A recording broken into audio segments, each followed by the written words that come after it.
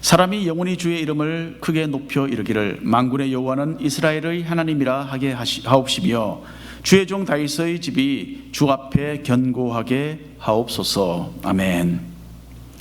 지난주에 처음으로 우리 교회에서는 줌으로 목장 모임을 가졌습니다. 그동안에 한 달이 넘도록 성도님들께 알리고 또 준비를 해왔기 때문에 어떻게 될까 생각을 많이 했습니다. 그런데 실제로 해보니까 예상했던 것보다도 훨씬 더 기술적인 어려움도 많아서 당황을 좀 했습니다. 진땀을 흘리면서 하나씩 문제를 해결하는 동안에 침착하게 기다려주신 우리 성도님들이 많이 고마웠습니다. 시간이 조금 걸린 후에 성도님들 각기 목장으로 연결시켜 드릴 수 있었는데요. 그 후에 목장 방을 하나씩 제가 방문을 했습니다. 참 보기가 좋더군요. 코로나가 시작되어서 갑자기 목장 모임이 폐쇄된 후로 7달 만에 처음으로 서로 얼굴을 대하는 분들도 있었습니다. 기쁘게 만나서 대화의 꽃을 피웠고요. 또 그날 잠시 함께 읽었던 책, 그 짧은 부분을 가지고서 은혜를 나눌 수도 있었습니다. 자, 실제로 만나서 모임을 가질 수는 없지만은 앞으로 이렇게 해서라도 만나고 서로 위로가 되고 신앙적인 도움을 주고받는 그런 목장 모임들이 되었으면 참 좋겠습니다. 자, 성도님들이 줌으로 목장 모임을 가지는 것처럼 저도 줌으로 다른 여러 목사님들과 정기적으로 만납니다. 어떤 때는 한 주에 이런 모임이 막 서너 번씩이나 있습니다. 줌은 거리상의 한계를 뛰어넘죠. 그래서 미국 전 지역에 계시는 분들, 또 어떤 때는 한국에 계시는 분들도 막 함께 해서 서로 대화를 나누고 얼굴을 보고 그렇게 합니다.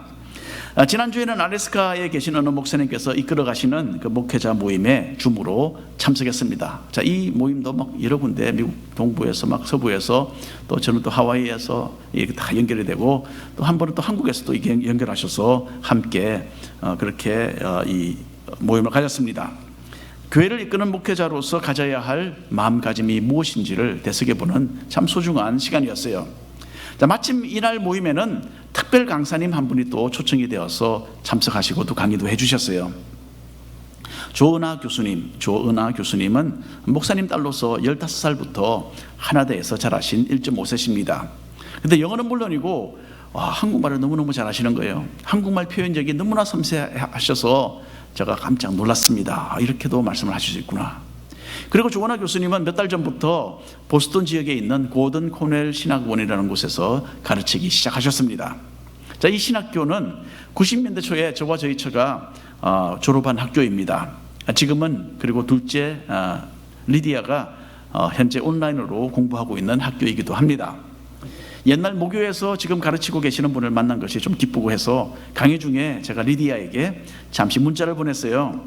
그랬더니 조금 후에 리디아에게서 답장이 왔습니다. 리디아는 그때 막 마음이 잔뜩 들떠있는 그런 분위기였어요. 자기가 인터넷을 빨리 검색을 해보니까 이분이 우리가 너무나 잘 아는 하나님의 은혜라는 그 찬양을 작사하신 분이다 라는 것이 나온 거예요. 그래서 참 그렇지 않아도 강의 내용이 너무나 훌륭하고 좋았는데 너무나 또 이거 반가운 이야기였습니다. 나중에 알고 보니까 이 조은하 교수님은 우리 귀에 너무나 익숙한 찬양곡 몇 개를 더 쓰셨더군요. 십자가 그 찬양도 쓰셨고 축복하노라 그 찬양도 쓰셨어요. 그리고 물론 우리가 제일 잘 알고 있는 하나님의 은혜, 이분이 쓰신 곡입니다. 자, 강의가 끝나고 질문 시간이 되었어요. 그래서 제일 먼저 무엇을 물어봤겠습니까? 제가 하나님 은혜 이 찬양 가사를 어떻게 쓰게 되셨느냐고 제가 질문을 했습니다. 조은하 교수님은 러시아권 선교를 위해서 헌신을 하시고 그 선교를 목적으로 해서 러시아로 유학을 가셨다고 합니다. 그리고 그 후에 돌아와서 이제 모든 다른 준비를 다 갖추고 결혼도 하시고 해서 카자흐스탄으로 이제 파송을 받게 되셨어요. 자, 이 나라로 파송되기 하루 이틀 전에 자기 자신에 대해서 마음속에 이런 생각이 들었다고 합니다. 은하야, 자기 자신에 대해서 이야기하는 거죠. 은하야, 너 참 대단하다. 소중한 20대를 너 자신을 위해서 쓰지 않고 이렇게 선교에 헌신하다니 참 잘했다. 이런 마음이 들었습니다. 참 대견하다라는 말이죠. 자, 그때의 마음속에 다른 음성이 들렸다고 합니다. 주님의 음성이 이렇게 들려왔다고 해요. 은하야, 네가 헌신할 수 있는 것도 다 내 은혜야. 이 말씀을 듣고 조은하 교수님은 그 자리에서 엉엉 우셨다고 합니다. 그래서 나를 지으시니가 하나님이십니다. 나를 부르신 이도 하나님이시고 나를 카자흐스탄으로 보내시는 이도 하나님이십니다. 나의 나된 것은 몽땅 다 하나님의 은혜입니다. 또한 아무런 주저 없이 제가 선교지로 가는 것도 하나님의 은혜입니다 라는 고백을 그렇게 하셨다고 합니다. 3000년 전에 믿음의 사람 다윗도 자신을 향한 하나님의 은혜가 얼마나 엄청난 것인지를 알게 되었어요.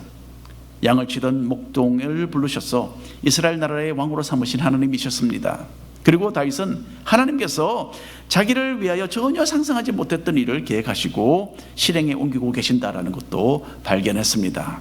그래서 하나님의 그 영원하신 계획 가운데 자기 자신이 포함되어 있다라는 그것을 발견하고서 감사와 찬양을 드렸던 것입니다. 자, 지난 주일 말씀에서 우리는 다윗이 하나님의 언약궤를 예루살렘 성 안으로 옮겨온 것에 대하여 읽어보았죠. 우주 만물을 창조하신 하나님은 이 온 세상을 다 펼쳐놓아도 도무지 인간이 모시지 못하는 너무나 엄청나신 분이십니다. 너무나 광대하시죠. 이렇게 무한하신 하나님이시지만은 자신이 인간과 함께 하신다라는 의미에서 이스라엘 백성들 가운데 언약궤를 주셔서 거룩하게 간직하도록 하셨던 것입니다.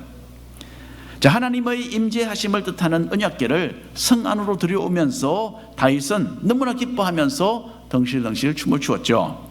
얼마나 열심히 춤을 추었던지 옷이 다 벗겨질 정도였습니다. 자, 수만 명이 동원된 이 성대한 행사를 다 마치고 다윗은 하나님의 언약궤를 자기가 세워놓은 특별한 장막에 안치시켰습니다. 자, 그렇게 지내던 중에 어느 날 다윗은 하나님께 정말 죄송한 마음이 들었던 것입니다. 사무엘하 7장 1절 2절 말씀인데요, 한 절씩 나누어서 읽어보겠습니다. 여호와께서 주위의 모든 원수를 무찌르사 왕으로 궁에 평안히 살게 하신 때에 왕이 선지자 나단에게 이르되 볼지어다 나는 백향목 궁에 살거늘 하나님의 궤는 휘장 가운데 있도다. 다윗은 전심으로 하나님을 사랑하며 섬겼습니다. 그리고 하나님의 도우심을 힘입어서 나라를 평안 가운데로 인도할 수 있었어요. 이전에 이스라엘 백성들은 주변 나라들에게서 많은 고초를 겪었습니다. 사사기를 보면 이스라엘이 얼마나 많은 민족들의 지배를 받고 고통 가운데 살았는지를 잘 알 수 있습니다. 하지만 다윗이 왕으로 즉위한 후로는 더 이상 이스라엘 백성은요 이런 고난을 당하지 않았습니다. 하나님께서 다윗과 함께 하셨기 때문에 다윗이 어디로 가든지 승리하고 형통했습니다. 그렇기 때문에 이스라엘은 오히려 주변 나라들을 다스리는 강대국이 되었던 것이죠. 이렇게 나라가 평안해졌습니다. 또 개인적으로도 다윗은 하나님의 복을 누렸어요. 사울 왕에게서 쫓겨다니던 그 다급한 날들은 이제 까마득한 과거 이야기가 되었습니다. 다윗은 이제 부유하고 풍요로운 그런 평화로운 그런 삶을 살게 되었어요. 왕이 되어서 예루살렘 중앙에 궁전을 짓고 그곳에서 화려한 생활을 하고 있었습니다. 바로 이때에 다윗은 하나님을 기억했어요. 자신은 편안하게 궁전에서 살고 있는데 화려하게 하나님의 임재를 상징하는 언약궤는 저렇게 텐트에 놓여져 있는 것이 너무나 안타까웠던 거죠. 그리고 이 불균형을 마음속 깊이 인식하고 있었습니다. 모세 시대로부터 언약궤는 장막에 놓여 있었어요. 광야에서 이곳저곳 옮겨 다녀야 했던 그런 이스라엘의 그 현실 가운데서 이 장막 안에 이 언약궤는 보관될 수밖에 없었습니다. 하지만 이제는 이스라엘 백성이 가나안 땅에 정착한 지도 400년이나 지났습니다. 나라도 이제는 다윗의 다윗 왕 아래서 이제는 나라도 이제 안전하게 안정이 되었어요. 그리고 다윗은 언약궤를 안치시킬 영구적인 성전을 예루살렘에 그래서 지을 그런 마음을 가지게 되었던 것입니다. 하나님을 진심으로 사랑했던 다윗이 가슴에 품었던 소원, 하나님의 성전을 건축하겠다라는 것이었어요. 자, 일반적으로 인간은 어렵고 힘들 때에 하나님을 열심히 찾고 간절히 붙들지 않습니까? 하지만 위기를 모면하면 어떻게 됩니까? 하나님께서 평안을 주실 때에는 그 열심도 점점 식어가고 주님을 멀찍이서 따르기가 너무나 쉽습니다. 그런데 여기서 믿음의 사람 다윗은 평화롭고 모든 것이 만족스러울 때에 더욱더 하나님을 기억하고 주님 중심의 삶을 살고 있는 것입니다. 하나님께서 이렇게 나에게 복을 내려주셨는데 나는 주님을 위해서 무엇을 할 수 있을까? 이것을 생각했던 것이죠. 이제 이틀 후에는 참 중요한 날이죠. 무슨 날인지 아십니까? 미국 대통령 선거일이죠. 지금부터 60년 전에 존 F. 케네디 대통령은 취임 연설에서 이런 참 유명한 말을 남겼습니다. Ask not what your country can do for you. Ask what you can do for your country. 조국이 당신을 위해서 무엇을 할 수 있는가를 묻지 말고 당신이 조국을 위해서 무엇을 할 수 있는가를 물으라. 그렇게 명언을 남겼습니다. 자, 하나님을 위해서 무엇을 해야 할까? 다윗은 참 이렇게 열정적이고도 순수한 마음을 가졌습니다. 그리고 우리 자신들을 우리는 돌아보아야 하는 거죠. 우리는 이미 우리가 누리고 있는 많은 복에 대해서 그만 잊어버리고 살고 있는지도 모릅니다. 그리고 이 모든 것을 주신 하나님께 대하여 헌신하는 것은 참으로 인색합니다.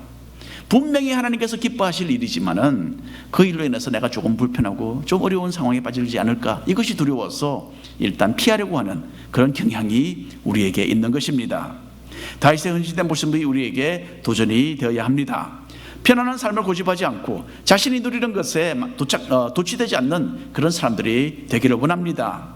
도리어 나는 하나님을 위하여 무엇을 더 할 수 있을까? 이것을 고민해 보시는 우리 충성스러운 믿음의 사람들이 되었으면 합니다. 자, 다윗은 자신의 마음에 품었던 것을 선지자 나단에게 말을 하죠. 나단 선지자는 다윗 왕에게 영적인 부분에 대하여서 지적해주고 도움을 주는 좋은 자였습니다. 나단은 왕실 가까이 활동하면서 다윗 왕과 솔로몬 왕에 대한 기록을 남겼다라고 다른 성경에 적혀져 있습니다. 나단 선지자가 다윗의 삶에 얼마나 중요한 역할을 했는지는 앞으로 몇 장 후에 우리가 더 자세히 살펴보게 될 것입니다. 자, 나단 선지자는 하나님의 언약궤를 위하여서 영구적인 성전을 짓고 싶어하는 이 다윗의 마음을 참으로 귀하게 보았습니다. 그래서 하나님을 예배할 그 성전을 짓는 것은 당연히 옳은 일이다, 그렇게 여겨졌던 것이죠. 더군다나 다윗 왕은 하나님께서 성령으로 충만하게 하셔서 사용하시는 능력 있는 지도자였습니다.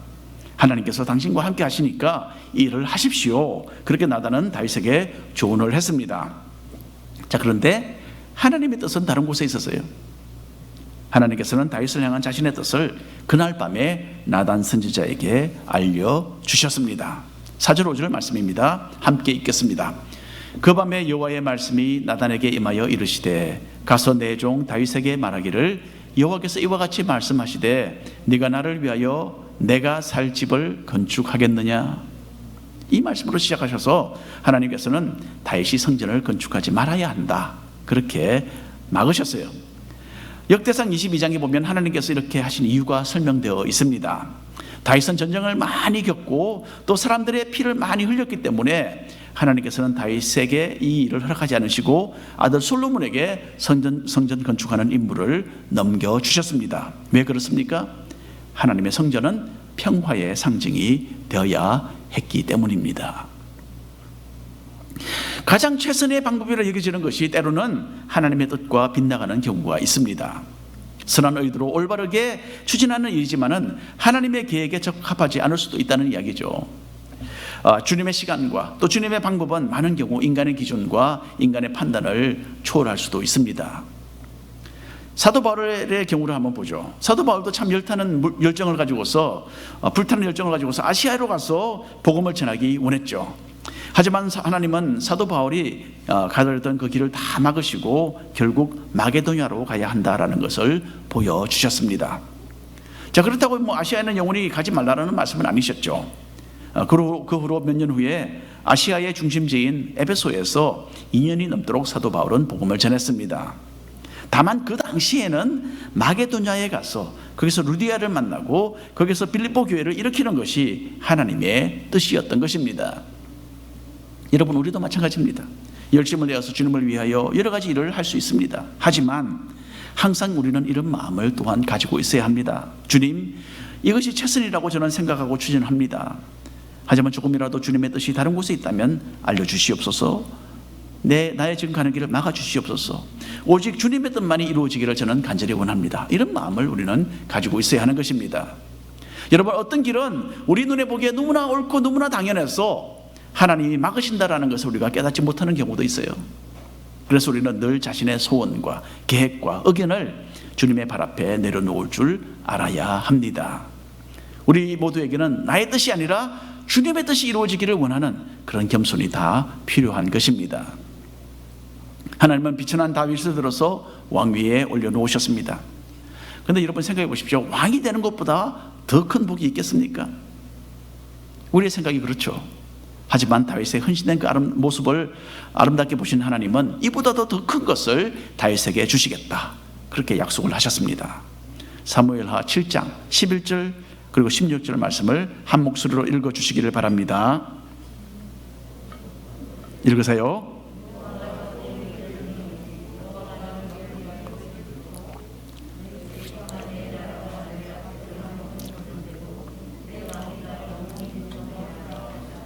네, 감사합니다. 자, 하나님은 다윗에게 이렇게 말씀하셨어요. 네가 나를 사랑하고 나를 위해서 집을 지어줄 마음이 있구나. 하지만 내가 도리어 너를 위해서 집을 하나 지어줄게. 이런 말씀입니다. 다윗이 하나님을 위해서 하나님의 집 성전을 짓겠다고 마음을 먹었을 때에 하나님은 도리어 다윗에게 집을 지어서 내가 너에게 선물로 안겨주겠다, 이런 말씀을 하고 계시는 겁니다. 자, 여러분, 다윗은 이미 백향목으로 단장된 호화로운 궁궐에 이미 살고 있었어요. 다윗의 집이었습니다. 이런 다윗에게 또 무슨 집이 또 필요했겠습니까? 여기서 하나님은 다윗의 헌신된 모습을 보시고 다윗으로부터 시작해서 이스라엘의 새로운 왕조를 세워주시겠다 약속하고 계시는 겁니다. 여기서 다윗의 집이라는 것은 왕조죠. 왕조. 다윗 자손 대대로 왕이 나올 것이고 다윗의 나라는 끝이 없이 영원히 보존될 것이다라는 참으로 놀라운 언약의 말씀을 여기서 하고 계시는 것입니다. 고대로부터 수많은 나라에는 왕들이 대를 이어서 나라를 다스렸습니다. 중국의 예를 들어보면 중국에서 이런 왕조가 막 생겼다가 또 사라지고 생겼다 사라지고 많이 그렇게 했습니다. 그 중에 참 유명한 진나라가 있었죠. 진나라는 참 세계 역사에도 참 남을 만큼 큰 일을 공을 많이 세운 그런 나라인데, 진나라는 아버지 또 아들 그냥 2대에 걸쳐서 딱 15년 그렇게 이어지다가 끝이 났습니다. 아주 짧은 그런 이 왕조였어요. 또 한국에도 왕조가 있었죠. 조선 왕조 500년 동안 계속되다가 100여 년 전에 그만 막을 내렸습니다. 이에 비해서 일본의 야마토 왕조는 지금까지 2700년을 지속해 오고 있다고 합니다. 2700년, 대단하죠. 세계에서 가장 긴 왕조입니다. 뭐 좀 처음에는 뭐 전설적인 부분도 있어서 그걸 좀 제외하고서라도 1500년 동안 계속 이 왕조가 지속되고 있습니다. 자, 여러분, 그러나 일본 왕의 권력을 한번 생각해 보십시오. 이제는 그만 상징적인 것이 되어버렸죠. 정치적인 권력 전혀 없습니다. 다만 일본을 상징하는, 일본의 이 우두머리로 상징하는 그 상징적인 그 의미만 있을 뿐이죠. 그런데 하나님께서는 이 다윗의 왕조가 끝이 없이 영원토록 이어질 것이다, 그렇게 지금 말씀하고 계십니다. 언뜻 이해가 가지 않는 이 하나님의 이 약속의 말씀 속에는 엄청난 계획이 담겨 있는 것입니다. 아들 솔로몬으로 이어졌던 다윗 왕조는 유다가 바벨론 나라에 의하여 멸망되기까지 400년 동안 존재했습니다. 그런데 하나님의 언약은 이 400년이 아니라 다윗의 왕조가 영원히 지속되는 것이죠. 이 약속은 결국 다윗의 자손으로 이 땅에 오셔서 하나님의 영적인 나라를 세우신 예수님으로 성취되었습니다. 세상의 모든 나라는 끝이 나는 법이죠. 하지만 다윗의 자손으로서 태어나셔서 영원토록 다스리시는 이 예수님의 나라는 그야말로 끝이 없는 영원한 나라입니다. 하나님께서는 다윗에게 허락하신 언약을 기초로 삼으셔서 예수님을 통하여 그 계획을 완성시키신 것입니다. 누가복음 1장에 참 중요한 말씀이 있습니다. 읽어드립니다. 보라, 내가 잉태하여 아들을 낳으리니 그 이름을 예수라 하라. 그가 큰 자가 되고 지극히 높으신 이의 아들이라 일컬어질 것이요 주 하나님께서 그 조상 다윗의 왕위를 그에게 주시리니 영원히 야곱의 집을 왕으로 다스리실 것이며 그 나라가 무궁하리라. 예수님께서 태어나실 때에 천사가 해주었던 예언의 말씀이죠. 예수님에 대해서 예수님께서 다윗의 왕위를 물려받아서 영원토록 그 나라가 무궁할 것이다 라는 말씀입니다. 자, 다윗은 자신이 영원토록 이어질 그 왕조의 시조가 될 것이라는 참 엄청난 장래를 약속받습니다. 자신으로부터 시작되는 이스라엘 나라의 새로운 이 왕조가 천년 후에는 예수 그리스도로 이어져서 영원토록 지속되는 그 영광을 자기가 얻게 된 것이죠. 그리고 이제는 우리 또한 이 다윗의 후손 예수님을 왕으로 섬기는 이 나라의 영원한 백성들이 된 것입니다. 먼저 그의 나라와 그의 의를 구했던 이 충성된 다윗에게 하나님은 오히려 다윗의 나라가 영원토록 견고하는 그 복을 내려주셨던 것입니다. 하나님께서는 자기에게 가까이 다가오는 사람에게 가까이 다가가시고 그들에게 복을 내려주십니다. 헌신된 마음으로 기도하며 주님께 나아가는 사람들을 하나님께서 귀하게 받으시고 또 하늘의 신령한 복으로 채워주신다는 것을 믿으시기를 바랍니다. 자, 다윗은 하나님께서 뜻하시는 이 엄청난 계획 가운데 자기 자신이 포함되어 있다는 그 사실을 나단 선지자를 통하여 듣게 됩니다. 그래서 하나님을 향한 다윗의 뜨거운 충성심으로 시작된 이 사무엘하 7장 말씀은 하나님의 한량없는 은혜에 대한 감사와 다윗의 그 신앙의 고백으로 이어집니다. 먼저 다윗은 하나님께서 이미 자기에게 베푸신 은혜를 회상합니다. 18절 말씀, 19절 말씀 한 절씩 나눠서 읽겠습니다. 다윗 왕이 여호와 앞에 들어가 앉아서 이르되 주 여호와여 나는 누구이오며 내 집은 무엇이기에 나를 여기까지 이르게 하셨나이까.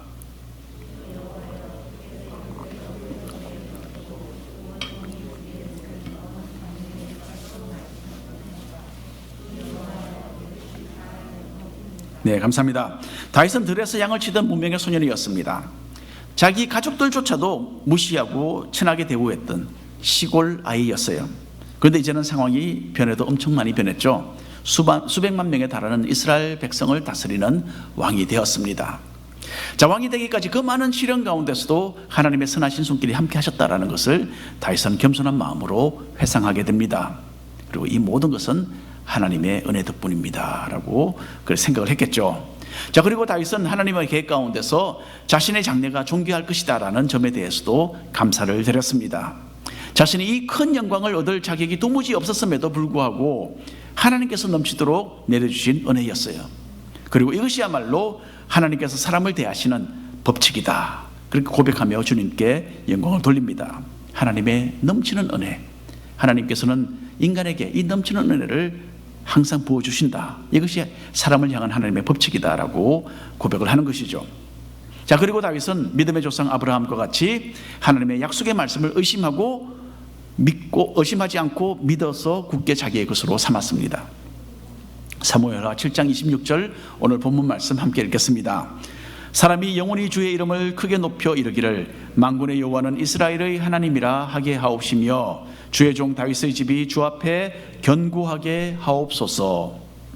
다윗은 자신의 그 상상을 초월하는 하나님의 계획에 대해서 듣고서 마음 깊이 하나님께 감사하고 영광을 돌리고 있습니다. 그리고 장래에 베푸실 하나님의 은혜를 믿음으로 자신의 것으로 삼았어요. 그리고 하나님의 말씀이 자신과 자신의 후손에게 이루어지기를 여기에 간절히 기도하고 있습니다. 자, 우리 또한 하나님께서 과거에 베푸신 은혜를 회상하고 또 장래에 베푸실 은혜를 믿음으로 우리의 것으로 삼기를 원합니다. 다윗이 약속받았던 복은 결국 우리의 몫이 되었다라는 이 놀라운 사실을 새롭게 한번 느껴보기를 원합니다. 여러분, 우리는 모두 하나님 앞에서 아무것도 내세울 곳이 없는 죄인들이지 않습니까? 하지만 하나님께서 우리를 부르시고 예수님 안에서 우리를 존귀하게 만들어 주셨습니다. 예수님께서 십자가에 흘리신 그 피로써 우리의 모든 죄가 씻어졌고 이제는 온 우주의 왕이신 하나님의 아들들과 딸들로서 우리는 영화로운 이 삶을 살아가고 있는 것입니다. 다윗에게 영원한 나라를 약속하신 하나님은 우리에게도 영원한 생명을 선물로 주셨고 천국을 상속받는 이 하늘나라를 우리의 것으로 삼는 그 복을 안겨주신 것입니다. 이제는 지옥의 멸망으로 달려가던 우리의 삶이 변화되어서 예수님을 통하여 구원을 얻게 되었습니다. 자, 우리에게 베푸신 하나님의 은혜가 얼마나 큰지 실감이 제대로 나지 않으신다면요, 한번 거꾸로 생각을 해보시면 됩니다. 예수님의 십자가가 아니면 나는 지금 어디에 있을 것인가? 또 나는 어디에서 영혼을 지내게 될 것인가? 한번 물어보시면 됩니다. 그리고 하나님의 한량없는 은혜가 우리에게도 부어진 것을, 넘치도록 부어진 것을 알고 다윗처럼 감사와 찬양 올리시는 우리 모두가 되기를 간절히 바랍니다. 오늘 결론에 말씀드립니다. 다윗 같은 사람들이 되기를 원합니다. 나는 하나님을 위해서 무엇을 더 할 수 있을까? 이것을 생각하는 충성된 종들이 되기를 바랍니다. 또 하나님을 섬기려는 순수한 마음 때문에 오히려 주님께 복을 더 많이 받는 그 자리에 나아가시기를 바랍니다. 그리고 하나님이 부어주신 그 놀라우신 그 은혜를 깨달아 알고서 감사드리며 찬양하는 그런 사람들이 되시기를 바랍니다. 이제 조은하 교수님이 지으신 그 하나님의 은혜, 그 찬양 가사를 우리 함께 읽어보겠습니다. 나를 지으신 이가 하나님, 나를 부르신 이가 하나님, 나를 보내신 이도 하나님, 나의 나된 것은 다 하나님 은혜라. 나의 달려갈 길 다 가도록, 나의 마지막 호흡 다 하도록 나로 그 십자가 품게 하시니 나의 나된 것은 다 하나님 은혜라. 한량 없는 은혜, 갚을 길 없는 은혜, 내 삶을 애워사는 하나님의 은혜, 나 주저함 없이 이 땅을 밟음도 나를 붙드시는 하나님 은혜. 기도하겠습니다. 주님,